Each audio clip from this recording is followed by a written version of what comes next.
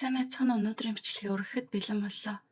2009 оны 11-р сарын 26-ны өглөө 9 цагаас хойш удалгүй Шанхайн далайн их сургуулийн хамгаалалтын ажилтан яаралтай дуудлага аваад дотуур байрны 24-р байрны 506 тоо төрөө рүү яаран гүйж очижээ. Дотуур байрны хянагч шууд угаалгын өрөө рүү заасан байна. Дотор нь ормогц тэр хүсчих шиг болов. Нэгэн залуу эмэгтэй угаалт төрийн өмнө тонгож байлаа. Хоёр альчуурыг зангидаж хүзүүнд нь орон гогцолсон байв. Түргэн тусламж ирсэн ч эмнэлэг хүрэхээс өмнө тэр аль хэдийн нас барсан байлаа. Түүний нэр Ян Юан, эрх зүйн магистрийн шинэхэн оюутан. Дотуур байранд ердөө 2 сар байсан. Угаалтуур метр өргөгүй өнтертэй байв. Хэрвээ хүссэн бол тэр босоод өөрийгөө аварч болох байсан ч тэгээгүй. Яагаад ийм ирээдүйтэй залуу эмэгтэй ийм төгсгөлийг сонгосон юм бол 16 жилийн өмнө энэ нууц бүх хятадыг зочирдуулсан. Ян Юан 1979 оны 11-р сард Хубэй мужийн Ён хотод төржээ. 2 жилийн дараа дүүн төрсөн. Аав нь түүнд Юан гэсэн нэр өгсөн нь Хятадын мөнгөний нэртэй ижил үг бөгөөд түүнийг ирээдүйд баян амжилттай хүн болоосоо гэж хүссэн хэрэг. Түүний ээж Ванрилэн хэдүүлээ Лента гэж дуудъя. 1953 онд мөн Ичан хотод төрсөн. Багадаа өнчирч бага сургуулаа төгсөөд 404-р үйлдвэрт ажилд орсон бөгөөд энэ нь Тэнгисийн цэргийн хөлөг онгоцны цахилгаан төхөөрөмж үйлдвэрлэдэг цэргийн үйлдвэр байв. Тэндээ тэр нэгэн инженер залуутай танилцаж гэрэлсэн. Линда боловсрал багтаатай үргэлж дутуу мэдрэмжтэй явдаг байлаа. Тэр нөхрөөрөө биширч мэдлэгийг нь хүндэтгэж хүүхдүүдийнх нь ирээдүй зөвхөн сайн суралцгаа шалтгаална гэж итгэдэг байсан. Гэвч 1985 онд эмгэнэл тохиолджээ. Юаны аав элэгний өвчнөр нас барж Линда 2 хүүхдээ ганцаараа багахан цалингаар өсгөх болсон. Тэдний ширээн дээр мах бараг л тансаг хэрэглээ байв. Юан ээжийнхэн хэцүү байгааг харж уссан. Тэр дүүдээ анхаарал тавьж өөртөө бараг юу ч хүсдэггүй сайн сурч шилдэг их сургуульд орж гэр бүлээ ядуурлаас гаргана гэж амласан байдаг. Линдач муу адил ийм зорилготой байсан. Юан Шанхайд дүүнд Бээжинд сурах ёстой. 2 хүүхэд хоёулаа маш сайн сурдаг байлаа. Юан маш өрсөлдөөнч ангийнхаа тэргүүн байрны төлөө найзуудтайгаа хүртэл өрсөлдөг. Ээжтэй бүрэн итгэдэг байв. Түүний дэргэд хинч ээж Линдаг муу хэлж чаддаггүй байсан. Амьдралын том шийдвэрүүдийг Юан үргэлж ээжээрээ гаргуулдаг байжээ. 1988 онд улсын эсэлтийн шалгалт өгсөний дараа Юан өөр мужид хуулиар сурахыг мөрөөдсөн. Зөвхөн мөнгө олохын тулд биш, шударга ёсны төлөө. Гэвч түүний ээж Линда энэ санааг бодит бус гэж үзэж Ууханы их сургуулийн эдийн засгийн ангийг сонгохыг шахсан. Илүү хэмт, илүү бодит, гэрт ойр гэж үзсэн. Юан дургүй байсан ч дуулууртай дагжээ. Ээж Линда сургалтын төлбөр, дотуур байрны төлбөр болох 100 гаруй долларыг төлж чадахгүй байсан тул Юан оюутны зээл авсан. Юан олон жил зэрэг ажил хийдэг байсан. Хичээл заан, зөөгчийн цайны газарт ажиллана. Тэр тасралтгүй сурч тэтгэлэг авч ээжээсээ хизээч мөнгө нэгтгүй байсан. 1-р курстэй ангийн дарагч хийж байлаа. 2 жилийн дараа дүүн мөн Ууханы их сургуульд байгаль орчны шинжлэх ухааны мэргэжлэр орсон. Линда тэр үед хүүгээрээ бахархаж байв. Гэвч 2001 онд хямрал ирсэн байна. Линдагийн ажилтдаг үйлдвэр нүүхээр болж ажилчид 35 мянган юан төлж байж компани байранд үлдэж болох байсан. Сард 300 юаны цалинтай Линда үүнийг төлж чадахгүй. Ажлаа гэрээ алдахаас айж тэрнийг шийдвэр гаргасан.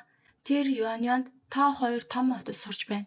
Би чам дээр очиж хамт амьдрий, мөнгө хэмнэн гэж хэлсэн байдаг. Юан эхлээд сургуулиас асуух хэрэгтэй гэж хэлсэн ч Линда хүлээгээгүй.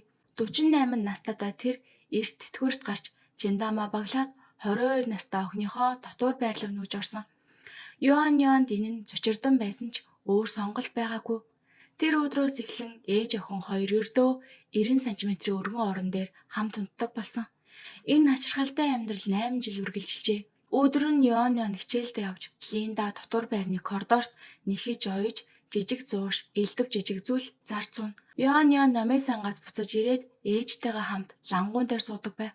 Хоёулаа нийлээд өдөрт ердөө 1-2 юан олно. Энэ нь 2 хүүхдийг арайхийн тэжээхэд хүрэлцэн. Эцэст нь Юан сургуулиас ээжтэй тусдаа ор гаргаж өгөхийг хүсэж өргөдөл гаргасан. Линда удалгүй дотуур байрны ажилтнуудаа найз нөхөд болсон байна. Харин Юаны хувьд бүх зүйл өөрчлөгдсөн. Түүний нийгмийн амьдрал алга болж найзууд нь холдож дөнгөж эхэлж байсан хайр дурлал нь дуусжээ. Ээж нь байнга хамт байснаар Юанян улам бүр дотгошоо орж тусгаарлагдав. 2002 онд Юанян сургуулаа төгссөн. Маш сайн дүнтэй байсан ч түүнийг магистрт шууд санал болгоогүй. Тэр Пинг их сургуулийн хуулийн сургуульд элсэх шалгалтанд тэнцжээ. Гэвч сургалтын төлбөр нь 30,000 юан түүний хувьд хүрэхгүй мөнгө байв. Тэр мөрөөдлөө орхисон. Тэр үедээ маш их оюутын зээлтэй хэвээр байсан. Зээлээ төлөхгүй бол диплом авч чадахгүй, дипломгүй бол ажил олгоч бүр хэцүү. Ажил олгогчдын уулзалт дээр очихдоо тэр зүгээр л анкет өгөөд буцаад явчихна. Ажил олгогчтой огт ярьдгүй байв. Тэр ээжтэйгээ хамт ухаанд сард $35 түрээсний байранд амьдарч эхэлсэн. Ажлын санал ирдэг байсан ч Линда бүгдийг нь няцаадаг. Төрсөн хоттой төрийн ажил санал болгоход би ухаанд гудамж шүрдсэн дээр гэж Линда хэлсэн. Сяанд багшлах ажиллаж бас Линдагийн хувьд лөөр мэт санагдаж битгий хий гэж хэлжээ. Эцэст нь Юанян бага цалинтай англи хэлний багшийн ажилд орж сард ердөө $100 олж 2 жил ажилласан. Эцэг эхчүүд хичээлийн дараа түүнтэй ярилцах гэж оролддог байсан ч тэр үргэлж холдож зай барьдаг байв. Орой болгон Линда жижиг зүйл зарж байхад Юанян зах дээр чимээг өхөн сууж ном уншина. Тэр улам бүр дотгошоо болж байв. Уцахгүй ангийнхантайгаа холбоо барихгүй. Би амжилтанд хүрсний дараа л эргээд холбогдно. Одоо бол дэндүү ичмээр гэж тэр вээлдээ хэлсэн. Тэр даатгалын ажил хийж үзсэн ч бүтлгүүцсэн байдаг. Жижиг утга зохиолын сэтгүүл гаргах гэж оролцсон ч нуурсан. Хувцас зарсан ч ашиг бага байв. 2007 он гэхэд тэр эцэст нь зээлээ тулж диплом авсан байна. Гэвч тэр үед бараг 30 хүрч байлаа. Тэр үеийнхэн байр авч машинтай болж эсвэл докторийн зэрэгийг хамгаалж байсан бол Юанян улам гүн ганцаардал руу орж байв. 2007 онд дүүн Бээжингийн их сургууль докторт орсон. Үүнээс урам авч Юанян дахин магистрт оролцохоор шийджээ. 3 удаа бүтлгүүцсийн дараа тэр эцэст нь амжилттай болсон. 2009 онд тэр Шанхайн далайн их сургуульд эрх зүйн ангид улсын санхүүжилттэй сургалтын төлбөр бүрэн төлөгцөө хөтөлбөрт орсон байна. Олон жилийн дараа анх удаа тэр жинхэнэ найдвар мэдэрсэн. Линда охиныхоо дотуур байранд нүүж ирсэн өдрөөс хойш ээж охин хоёр хизээж салж байгаагүй. Сургуулаа төгссөний дарааш тэд ууханы жижиг түрээсийн байруудад 7 жилийн турш хамт шаталцсан амьдарчээ. Ямар ч хувийн орон зай, бие таасан амьдралын мэдрэмж байсангүй. Тэр үед дүүн аль хэдийнэ зээлээ төлж докторийн хөтөлбөртөө орсон байв. Линда албан ёсоор тэтгэврт гарч сард ердөө $900 тэтгэр авдаг. Ууханаас явахын өмнө Юанян болон дүүн ээжийнхээ ирээдүйн талаар ярилцсан. Юанян Линдаг Шанхайд авчрах нь дарамтыг улам нэмэгдүүлнэ гэж санаа зовж байлаа. Хэд том хэд үнэтэй мэдэхгүй хот. Харин дүүн Бээжинд доктортой орлоготой болсон тул ээжигээ авч амьдруулахад бэлэн байв.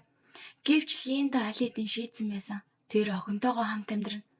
Түүнээс гадна тэр Шанхайд буцаж очихыг хүсэж байв.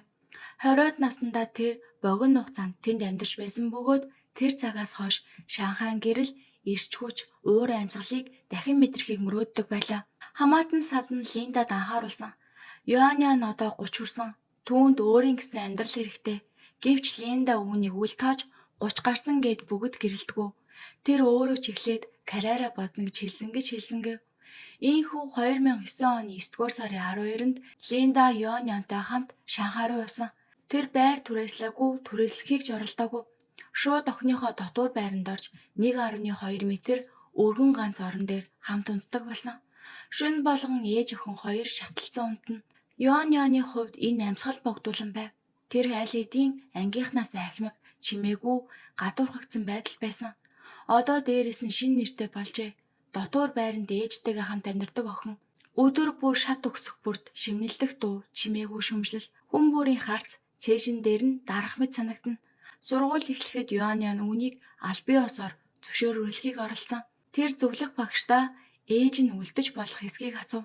Өргөдөл бичиж өгөх ёстой гэж багш нь хэлсэн. Тэгээд тэр захиа бичиж олон жилийн турш бид хоёр бие биедээ л найдаж нэг газраас нөгөө рүү тэнэвч хэлширсэн. Бидний байдлыг ойлгож ээжэд нэг ор өгөөч гэж гуйсан байна. Гэвч сургуулиас хариу ирсэнгүй. Өдөр хоног өнгөрч Линда үүнийг зөвшөөрсөн гэж ойлгосон. Тэр шөнө болгон дотуур байранд байсаар байв. Удалгүй Юаняны өрөөний хамтрагч ээжтэй нь байх хэцүү байсан учраас нүүж гарсан. Ингээд өрөө тэр хоёрох болжээ. Гэвч энэ бүхэн удаан үргэлжлээгүй. Өрөөний хамтрагч явснаар сургууль анхаарч эхэлсэн. 10 дугаар сарын сүүлээр багш нь дахин дууджээ. Гадны хүн дотуур байранд амьдрах хориотой ээжигээ явуулах хэрэгтэй гэв. Сургууль түүнд сард 300 юаны ажил санал болгож түрээсийн байрны чагсаалт өгсөн. Гэвч бүх түрээсийн байр хэд хүнтэй байсан учраас Юан болон Линда татгалзжээ. Дотуур байрны ор хоосон байхад яагаад үлдэж болохгүй гэж Линда хэлсэн байна. Гэвч сургууль байр сууриа өөрчилсөнгүй. Линда албатан гарах хүртэл явахгүй гэж зүтгэсэн. 1 сарын дараа буюу 11-р сарын 21-нд дотуур байрны ажилтнууд ирж гар гис шаарджээ. Тэр орой ширүүн бороонд ээж охин хоёр байр хайсан ч олдсонгүй. Ядарч туйлдсан тэд 100 юан төлж хямд будал хонсон. Юан шүнжин нойргүй өвтжээ. Дараагийн өдөрч байр олдоогүй. Линда мөнгө өрхөөс татгалзаж тэр шүн дотуур байрны гадаа даарч сууж хонов. Өглөө Юан ээж Линдаг олж хараад уйлж өөрийгөө буруутгасан. 3 дахь өдөр Юан эцэст нь нэг биеийн тамирын багшаас байр олсон байна. Сард 450 юан дотор нь орж үзэлгүйгээр шууд зөвшөөрсөн. Гэвч нүүж ороход нь зөвхөн бетон хантай тавилгагүй халаалтгүй байв. Тэр шөнө тэд хүүтэн цементэн шалан дээр хүнжил дэвсэж унтсан. Юан дахин тэр шөнө унтаж чадаагүй. Дараагийн өглөө буюу 11-р сарын 24-нд нүүж орсон байр халуун уст байгаагүй тул Линда дотуур байранд нууцаар орж шүршүрд орсон. Гэвч хянагч түүнтэй тааралдаж ширүү маргаан тэгсэн байна. Тэр орой Шанхайнд чийг даасан хүүтэнд буцаж ирэхэд Юан ээжээсээ дахин өөрчлөхгүйж ээжигээ ийм байдалд оруулсан гэж өөрийгөө буруутгажээ. Ангийнхан нь түүнийг аль хэдийн ардаа орхисон мэт санагдаж бакалаврт байхдаа хуулийн анги сонгоогүйдээ харамссан. Өөр хилэн гашуудалтаа тэр би сургуулийг шүүхэд өгнө. Таныг буцааж дотуур байранд оруулна гэж амласан байна. 11-р сарын 25-нд Юан мэдлэг хувь заяаг өөрчлөн гэдэг үнэн биш юм байна. Би олон жил сураад юу ч өөрчлөгсөнгүй гэж бодсон. Тэр анх удаа хичээлээ тасалжээ. Харин ээжтэйгээ хамт сургуулийн гүйлтийн зам дээр сууж олон цаг ярилцсан. Тэр орой Юан бэлтгэл тавьсан байна. Тэр Ромео Жулиета жүжигийн Жулиетагийн дүр тоглож байсан. Түүний тоглолт алдаа маадаггүй уг бүрэнжигд гаднаас нь харахад бүх зүйл хэвээ мэт. Гэвч хэн ч анзаараагүй Жулиетагийн гунигт дүрийн цаана Юан өөрийн амьдралын сүүлийн мөчүүдэд бэлдэж байлаа. 11-р сарын 26-ны өглөө 7 цагт Линда төлөвлөсний дагуу цайны газар очиж охиноо хүлээж байлаа. Гэвч Юан ирсэнгүй. Сандарсан тэр дотуур байрлал гүйж охиноо дуудаж эхэлсэн ч хариу байсангүй. Хянагчийн зөвшөөрлөөр бүртгүүлэн 506 тоо дөрөв рүү орсон. Тэр дахин хаалга тогшсон ч чимээ гарсангүй. Охин нь түрээсийн байрлуугаа явсан байх гэж бодоод тийшээ гүйсэн ч хоосон байв. 8 цаг 45 минут гэхэд Линда дахин дотуур байранд ирсэн. Энэ удаа ажилтнууд багцтай ирж хаалгыг хүчээр онгойлгожээ. Өрөө хоосон байсан зөвхөн угаалгын өрөө дотроосоо түгжээтэй байв. Хаалгыг эвдэн онгойлгоход Линда хөссөн. Түүний харсан зүйл түүнийг цочирдуулж ухаан алдаг шахсан. Ажилтнууд зүрхний хиймэл амьсгал хийхийг оролдожээ. 9 цаг 5 минутад Юаныг түргэн тусламжийн машин авч явсан ч тэр эмнэлэгт амьд очоогүй. Дараагийн өдрүүдэд Линда Юаны дүү болон төрөл садан нийлсэн нийт 7 хүн сургуулиас тайлбар нэгсэн. Линда ууртаагаар сургуулийг буруутгаж сургуулийн хатуу дарамт миний охиныг энэ байдалд хүргэсэн гэж мэдэгджээ. Тэр сэтгүүлчд хэлэхдээ 10 сарын сүүлээр нэг сургуулийн ажилтан мөнгө байхгүй байж яах гэж магистрт сурдаг юм. Бакалавр хангалттай гэж доромжилсан гэж хэлсэн. Сургууль үүнийг үгүйсгэсэн байна. Линда мөн тэр өглөө охины дотуур байрны өрөөний хаалгыг эрт онгойлгож өгөөч гэж гуйсан ч татгалзсан гэж мэдэгдсэн. Тэр өнөөдрийг хүртэл хэрвээ тэд илүү хурдан хөдөлсөн бол Юан аврагдах боломжтой байсан гэж итгэдэг. 10 хоногийн дараа энэ нэрийг интернетэд тархаж уус даяар маргаа өрнүүлсэн. Янз бүрийн тайлбарууд гарч иржээ. Сургууль түүнийг өвхөлд хүргэсэн. Ээжийнх нь хит хамаарал түүнийг зөөрлсөн. Магистрийн мөрөөдөл нь түүнийг алсан гэх мэт. Олон нийтийн санал хоёр хуваагдсан байна. Зарим нь сургуулийг буруутгасан, зарим нь ээж Линдаг буруутгасан. Сургуулийг шүүмжлэгчид ядуу оюутнуудад ялгарлал үзүүлсэн. Дотуур байрны ажилтнууд хайхрамжгүй хандсан гэж үзжээ. Харин Линдаг шүүмжлэгчид түүнийг охиноо хит барьж 8 жилийн турш салж чадалгүй хажууд нь байсан гэж буруутгасан. Зарим нь бүр дүүг нь шүүмжилж яагаад тэр зээлээ төлж чөлөөтэй сурч найз охинтой болж байхад Юан ганцаараа бүх ачааг үүрсэн юм бэ гэж асууж байв. дарамтад орсон дүүн ярилцлага өгсөн. Тэр өөрийн хувь нэмрийг оруулсан. 2008 онд Юаниан шалгалтанд бэлтгэхэд туслахын тулд $1000 зөөврийн компьютер авч өгсөн гэж хэлжээ. Мөн доктороо төгсөөд ээжигээ Бээжинд авчрах бодолтой байсан ч Юаниан болон ээжтэй энэ тухай хэлээгүй гэдгээ хүлээн зөвшөөрсөн байна. Тэр мөн би эгчийгээ илүү анхаарч сонсоогүй. Хэрэгтэй үед нь түшиж дэмжээгүйдээ үнэхээр харамсаж байна гэж хэлсэн. Нөгөө талаас Линда болон түүний төрөл садан $350,000 нөхөн төлбөр мөн албан ёсны ууршлал шаардаж байв. Тэр нөхөн төлбөрийн зарим хэсгийг оршуулгын зардал үлдсэнийг нь өөртөө байр авахд зарцуулна гэж хэлсэн. 2009 оны 12 дугаар сарын 15-нд Юанианы оршуулга Шанхайд болсон. Сургуульд $180,000 нөхөн төлбөр санал болгосон ч ууршлахгүйгаагүй. Ирээдүйн талаар асуухад Линда одоохондоо ганцаараа амьдрна. Хүү маань хараахан байр аваагүй. Гэхдээ ажилд орвол би түүн дээр очиж амьдрна гэж хэлсэн байна. Юаниан нас барах үед Линда сард тэтгэвэр авдаг хадгаламжтай мөн ичаантах хуучин байр нь байсан. Гэвч Линда тэнд амьдрахын оронд огныхоо дотор байрны нарийнхаа орон дээр өөрөөс нь хамаагүй залуу оюутнуудтай хамт шахсалтан амьдрахыг сонгосон. Нэг сэтгүүлч Линдагаас та яагаад өөрийгөө тэгжээж амьдарч болохгүй гэж яагаад охиндоо найдаад байна гэж асуусан байдаг. Линда надад амьдрах газар байхгүй гэж хариулсан. Сэтгүүлч таны хуучин хамт ажилладаг хүмүүс тэр байранд амьдарч байгаа шүү дээ гэж хэлэхэд Линда би яагаад тэнд амьдрах ёстой гэж хариулжээ.